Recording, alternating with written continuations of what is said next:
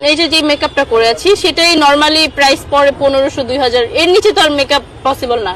আর সেই ক্ষেত্রে তো আমার প্রতিদিনই মেকআপ করতে হয়, দিনেও মেকআপ করি, রাতেও মেকআপ করি, সকালেও মেকআপ করি। সো সবসময় মেকআপ নিয়েই থাকতে হয়, মেকআপের উপরেই থাকতে হয়। তো আমার কাছে মনে হয় লাগে 60-70 হাজার এরকম ক্রস হয়ে যায়। এখন আপনারা বলেন কি করা যায়? আমার ভুল হয়েছে, ক্ষমা করে দেন।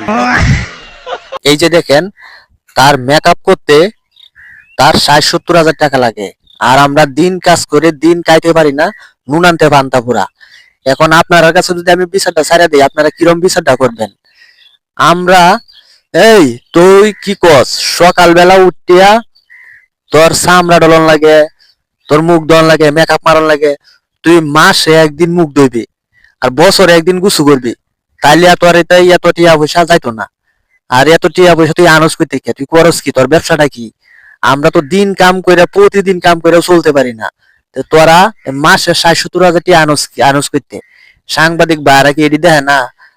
আমার ভুল হয়েছে, ক্ষমা করে দেন। আর জনগণে কি এটি দেখে না? আমি আপনাদের উপর সব কিছু চাইরা তৈলাম, আপনারা আমার কমেন্টে জানাবেন এর কি শিক্ষা দেওয়া যায়। আপনারা সবাই আমার কমেন্টে বলবেন। আসসালামু আলাইকুম।